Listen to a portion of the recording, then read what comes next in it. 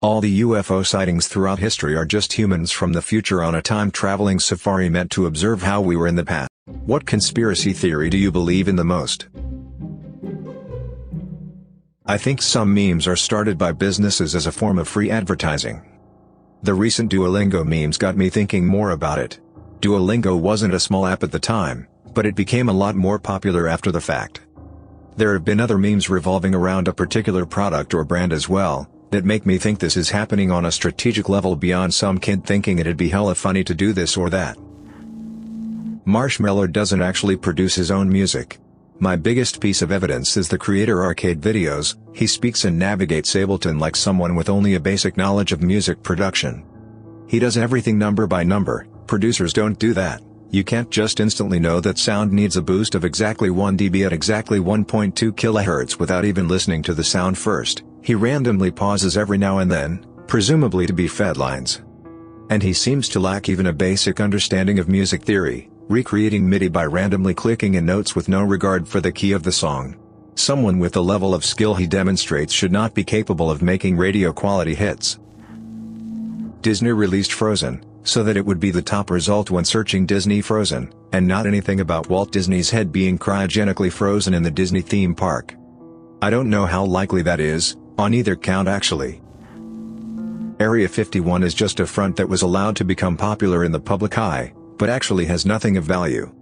Not saying aliens in bases exist, just saying Area 51 is allowed to be the popular secret base thing to cover up actual secrets. I am not downplaying what the airmen at 51 do, just saying that what they do now is not likely as top secret as people are led to believe. That our phones are always recording, at least audio, to target advertising of course, but more secret agent things as well. My mother-in-law talking at dinner about how hard it is to train for a marathon now that she is over the age of 55. I get ads all over Reddit and Google that read, "Over 50 and a runner? Check out this random product." Within 4 hours of the conversation. I know there was a bunch of stuff about this, but I think every company denied it. Could be wrong though. Marijuana legalization is being pushed by Big Pharma. Once it's legalized, they will then push for restrictive regulations in the interest of public safety that will force shutdowns of consumer or small grow operations. Those are only allowed now to foster positive sentiment towards legalization. So then it's legal and they have a monopoly. Planned obsolescence, if it's still a conspiracy theory. Why does my phone suddenly develop unseen issues when the new one is released? It's not a coincidence. And who even asked for these tech companies to release a new phone every year? We live in a time where technology is now growing at a rather slower pace compared to the 2000s when there was rapid innovation. It's not like my current phone is getting crappier in 1 year, but wait, it is. Applies to phones, tablets, smartwatches, basically most, rather expensive, internet-connected devices receiving updates. There's a recent increase in realistic space colonization movies to garner interest in space exploration. Because some people at the top know it's needed. It's actually probably so very wealthy people can get funding and support from us average losers so they can abandon the planet as soon as possible, while we suffer all the crap that was most likely caused by them. People at the top don't give a crap about you and I. We can sit on the planet and pay for oxygen as we slowly die from cancer. They want to get off the planet. Male birth control advancements are being squashed by the pharma companies who produce the female contraceptive pill because of all the money the pill generates despite it causing so many unsavory side effects. Example, Vashalgol. A non-invasive treatment for men that mimic a vasectomy but is completely reversible. It's been around since 2010 but can't get funding. I think it's because it is a once of, maybe more than once depending on number of kids you want, treatment and reversal and not a daily dose, so it is not a constant income. Why fund something that won't give you a steady stream of money, even if it means a healthier society? I am not talking about the male contraceptive pill or spermicide gel. This is, for lack of better way to explain, an IUD type thing for men, completely different to the male pill that has made mainstream media. It was developed in India and there are online sites for them to get funding through sponsors. This is my tinfoil hat theory, it's not based on meticulous research. That Avril Lavigne died in the mid-2000s and her record label hired someone who looked like her to take over her career. Michael Jordan didn't decide to step away from the NBA to play baseball to honor his dad or anything like that. He got caught gambling and David Stern couldn't allow the league to lose all credibility with its biggest star being suspended for betting on games. He had him take a couple years off instead of publicly punishing him. I've posted this one before, but I think that there are high-level rings of pedophiles and sexual predators specifically so that those above them can keep them under control. We know that there are kingmakers. While the big actors and musicians today are certainly talented, there are plenty of B and C-listers who could be just as big if only they had the backing of a big publisher like Disney, Paramount, etc. Thing is, making a king is expensive. You have to spend a lot of time and money getting the public to care about them before they start to pay you back, and once they're big they don't technically need you anymore. So the kingmakers are naturally going to look for people who are retainable to ensure they get their investment back. They have to. For every king they make dozens of duds. It's an expensive process. Sometimes that's as simple as them being naive.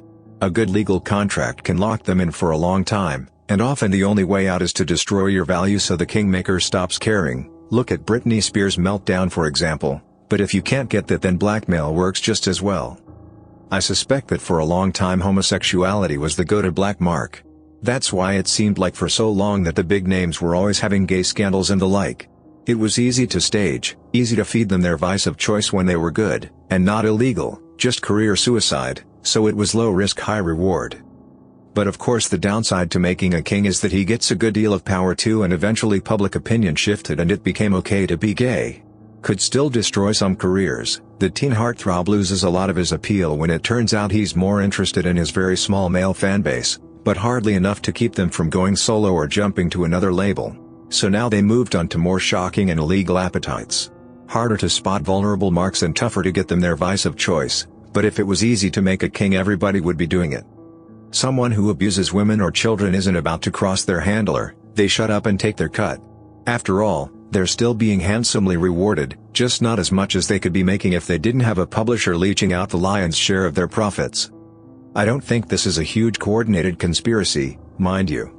I think that quite a few successful talent managers have discovered that sexual predators are surprisingly easy to manage if you're willing to clean up their messes for them, and that when you're talking about tens of millions of dollars you can suddenly afford high-powered lawyers and firemen who neither ask nor answer questions.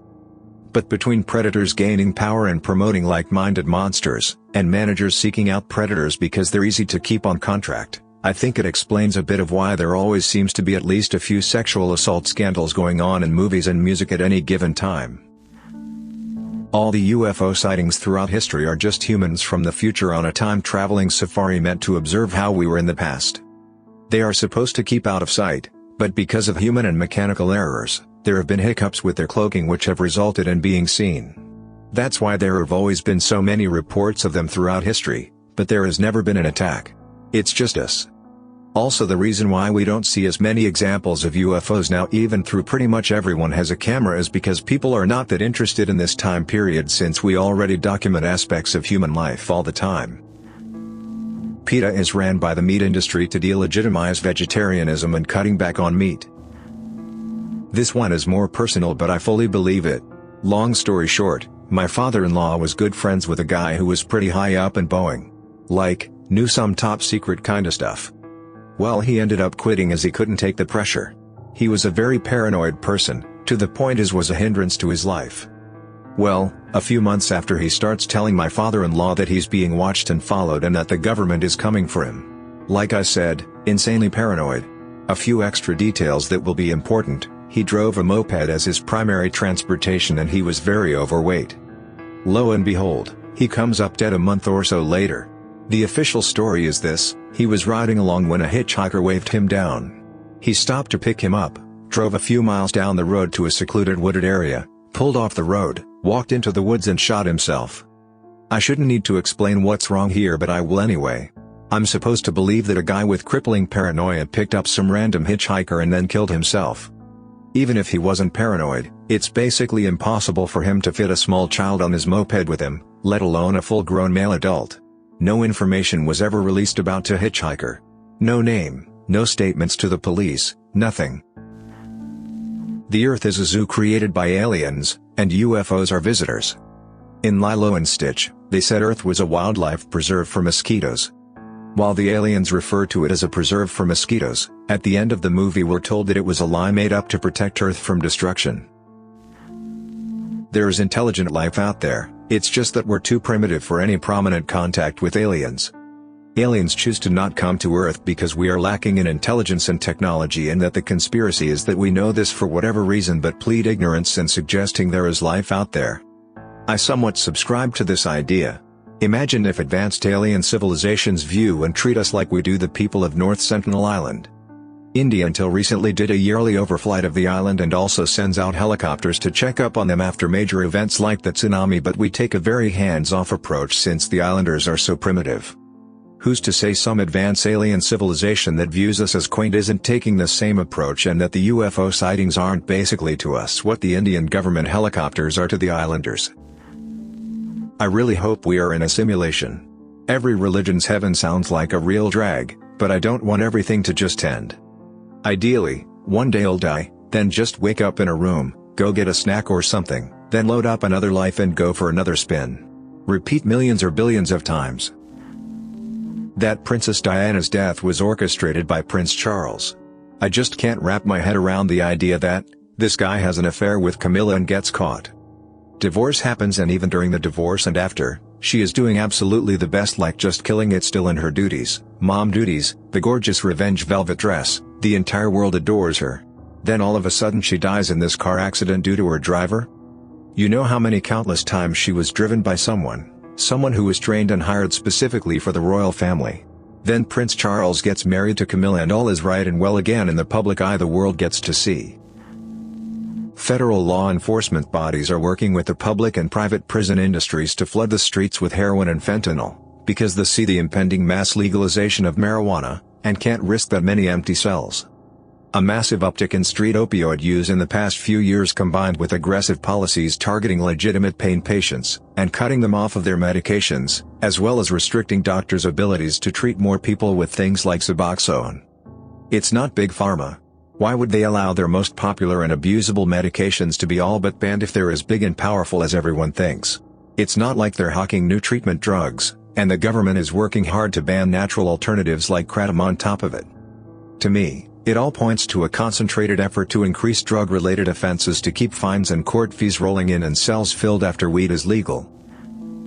Amazon tracks people who buy Ring doorbells and then waits for those same people to buy another product. Then they send actors and actresses to deliver the next package. While delivering, the actors are told to do something cute or quirky, dance, smell the flowers on the porch, or pet a dog, so that the owners will hopefully see the footage and post it online to social media and give the impression that working for Amazon is actually fun and exciting. All the while getting free advertisement. Music feuds don't exist. They are created by record labels. Anybody who thinks Taylor Swift and Katy Perry were feuding are morons. It is a marketing stunt. Their record labels create these feuds to sell music. When Taylor fans think Katy does a song about her, they all buy the song to see what she is saying, then buy her album to find more songs that they think are about Taylor, and the exact same thing for Katy fans. They are given generic songs to sing that people just assumed are about the other but in reality aren't about anybody. Same goes for rap feuds. A up-and-coming rapper feuds with a more successful rapper to gain popularity, just as that more successful rapper did when they were coming up. All these feuds are just to sell more music. Stoned ape theory is fascinating. The possibility that our conscious thought and self-awareness was developed from monkeys eating mushrooms is so crazy but still plausible. Remember when you were a child and had a life-changing revelation on how the world works? Remember any one of the life revelations that brought you to where you are? All of your thought from that point forth was altered and now on a different path of thinking. Your reality became different and a clearing took place in your mind where you finally understood. An epiphany. This absolutely happens when you take a high enough dose of psilocybin. The theory is that primates discovered shrooms in the wild and it unlocked logic or analytical thinking in their brain, the one thing that most differentiates us. With this newfound logic came a biological shift over millions of years. It would make sense that the split happened sudden and remained divided, since humans with logic wouldn't form social bonds with primates like that. They'd stick to their species for survival and easier hunting. That the governments of this world, and other entities mentioned in these things, are double-playing the conspiracy theories and theorists, and not only through stigmas like the tinfoil hat. I believe that, for example, if there is one huge leak by one of these guys, Or maybe even by someone like Snowden, not him specifically, but someone in his kind of position, or at least someone that won't be instantly deemed a nutjob. It's in fact a decoy. You hear about the mess-ups they can afford to let you hear about, thus keeping everything in a constant state of confusion. Are they really that stupid to have that leaked? Or are they 3 steps ahead? You can never know, and that's the way they want you to be. There's a lot of things that go smoother than silk, and nothing ever truly feels like it's changing. It's like, I believe they would have the manpower, the intelligence, and the stakes high enough to pull something like this off.